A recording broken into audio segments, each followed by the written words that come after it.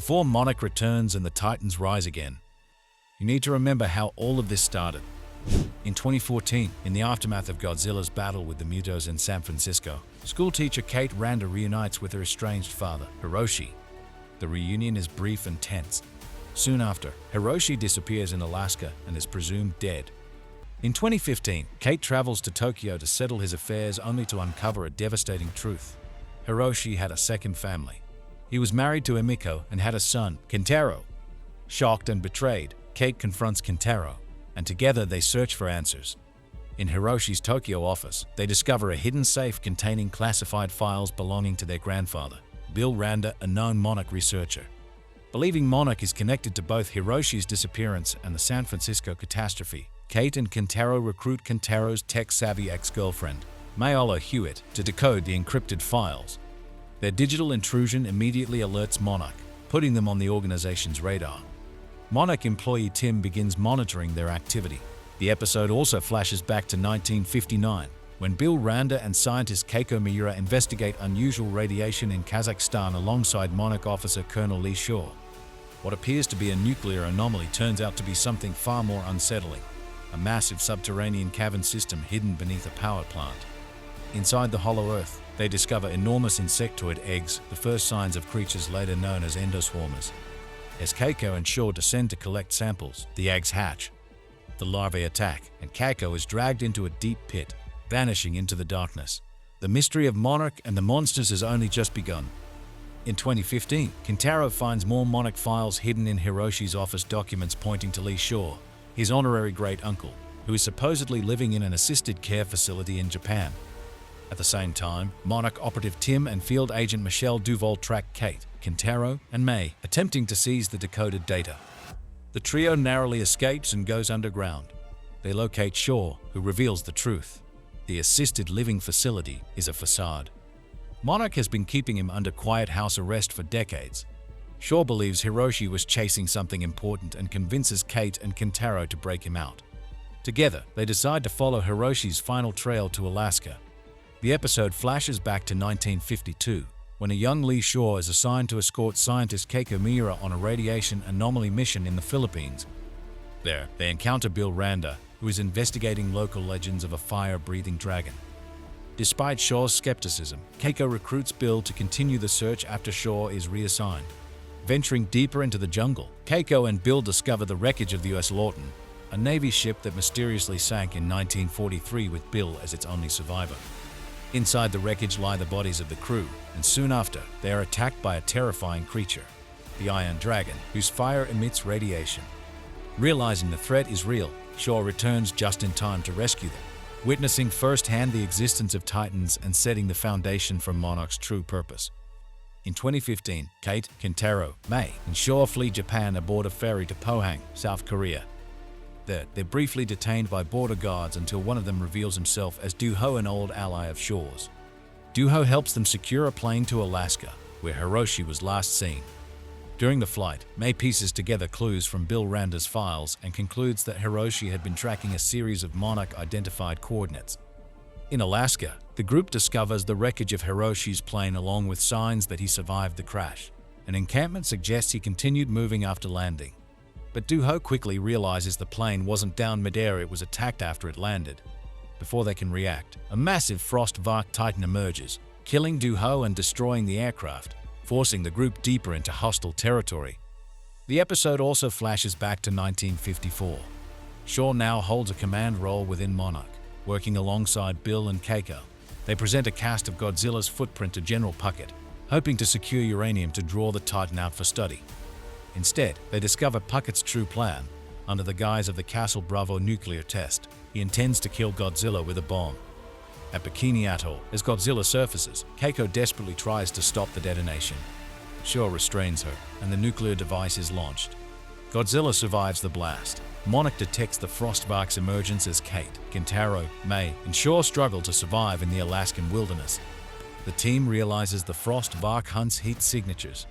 To buy time, Kate, Shaw, and the barely conscious May ignite a massive bonfire, drawing the creature's attention away long enough for a rescue helicopter summoned by Kentaro to extract them. They are transported to a nearby Monarch outpost, where Tim and Michelle Duval greet them. bringing the group directly into Monarch's control. In 2015, Monarch Deputy Director Natalia Verdugo grows frustrated that Shaw has kept Kate, Kentaro, and May in the dark about Hiroshi's real mission in Alaska. Duvall proposes a strategy: release them and track their movements instead. Back in San Francisco, Kate persuades her mother Caroline and her colleague James to help them sneak into the quarantined ruins of the city to search Hiroshi's abandoned office. But Kentaro studies his father's maps and deduces that Hiroshi likely continued his search in Africa, following Titan-related coordinates. Meanwhile, May secretly contacts Duvall, offering cooperation in exchange for being allowed to return home, revealing cracks in the group's trust. In 2015, Duvall secretly breaks Shaw out of Monarch custody, revealing that she originally joined the organization after her sister died in the Janjira power plant disaster, but she has since lost faith in its leadership. Together, they escort Kate, Kentaro, and May to the Algerian Sahara, where Hiroshi is attempting to activate a Titan lure. They finally find him, but Hiroshi urges them to flee before disappearing into the desert. Moments later, Tim and a Monarch strike team arrive. Before they can act, Godzilla erupts from beneath the sand, having been dormant underground, and the resulting chaos causes the Monarch helicopter to crash. Shaw and Duvall make it clear that they believe Godzilla is not the enemy, and they intend to follow him. Kate, Kentaro, and May instead pursue Hiroshi. Tensions explode when May admits she allowed Monarch to track them, deepening the fractures within the group. May is abducted at the airport in Tindouf, Algeria by her former employer, Brenda Holland of Applied Experimental Technologies EAT. Brenda presents her with an ultimatum: spy on Monarch or face prosecution for her past crimes. When they rescue May, she refuses to spy on Monarch, choosing instead to face the consequences openly. Kate convinces Monarch Deputy Director Verdugo to negotiate May's release in exchange for insight into Shaw's plans, while Tim pushes Verdugo to make Monarch public in order to control the narrative surrounding the Titan alert. A deal is struck. EAT avoids exposure by rebranding as Apex Cybernetics, laying the groundwork for its future role in Titan technology. Meanwhile, in Alaska, Shaw and Duvall seize control of the Monarch outpost and detonate an unstable rift leading to the Hollow Earth, attempting to seal it permanently, a move that could have massive consequences. Shaw and Duvall return to the Kazakh power plant where Keiko vanished in 1959, now sealed inside a high-security containment site. Kate, Kentaro, May, and Tim realize Shaw is trying to correct the mistake that changed his life. Inside the facility, Shaw confronts the group and finally explains his goal to Kate. Godzilla isn't humanity's enemy, he's balanced. Shaw believes the Titans use the Hollow Earth to move between worlds, and the only way to maintain order is to permanently separate the Hollow Earth from the surface. As he plants explosives around the rift deep inside the pit, an adult endoswarmer emerges from below. Chaos erupts. In the struggle, May, Kate, Shaw, and the endoswarmer fall into the rift just as it detonates. The episode also flashes back to 1955. Bill theorizes that Titans evade detection by traveling through the Hollow Earth, a hidden ecosystem beneath the planet. As he and Keiko refine their findings, Bill learns she is a widow raising Hiroshi alone. In a quiet, personal moment, he offers to adopt Hiroshi. Kentaro spirals, but his mother Emiko pushes him not to give up. When Hiroshi unexpectedly returns to his Tokyo office, Kentaro finally confronts him, demanding answers about the years of secrecy and the cost of chasing Titans. Meanwhile, Shaw and May awaken in a strange in-between realm, Axis Mundi, suspended between the surface world and the Hollow Earth. Time behaves differently there. As they search for Kate, the landscape feels frozen, distorted. Elsewhere in this realm, Kate survives an attack by a massive bramble boar only to be rescued by someone impossible. Keiko, unchanged by time, still alive decades after her fall in 1959. The story flashes back to 1962. Determined to prove the Hollow Earth theory, Shaw volunteers to lead Operation Hourglass, an attempt to stabilize a rift using Suzuki's Titan lure. The experiment briefly forces a Titan emergence, but the rift destabilizes mid-launch. Shaw's team is lost when the passage collapses. In 1982, Shaw awakens in a Monarch medical facility, barely aged. Disoriented and furious, he holds a nurse hostage only to realize she is Emiko. An adult Hiroshi meets him and reveals the truth. Bill Randa is dead, and Monarch has shifted strategy, choosing to observe Titans rather than interfere. Shaw rejects that decision. After repeated escape attempts, he is placed under house arrest. 32 years later, Shaw watches footage of Godzilla battling a Muto in Hawaii. Kate reunites with May and Shaw in Axis Mundi, where Keiko is devastated to learn that decades have passed on the surface and that Bill died years ago during his expedition to Skull Island. Back on the surface, Tim resigns from Monarch after clashing with Verdugo, who refuses to investigate Keiko's signal. Instead, he alerts Kintaro and Hiroshi.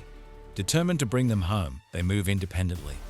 Inside Axis Mundi, Shaw and Keiko reconnect the old Operation Hourglass launch vehicle to the lore in order to reopen a rift.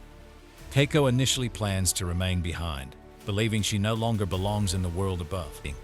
When Shaw activates the vehicle, it unintentionally draws an ion dragon already roaming Axis Mundi. As the creature attacks, a rift tears open and Godzilla emerges. In a titanic clash, Godzilla battles the dragon and hurls it back through the rift, stabilizing the portal long enough for escape. During the chaos, a cable disconnects from the launch vehicle.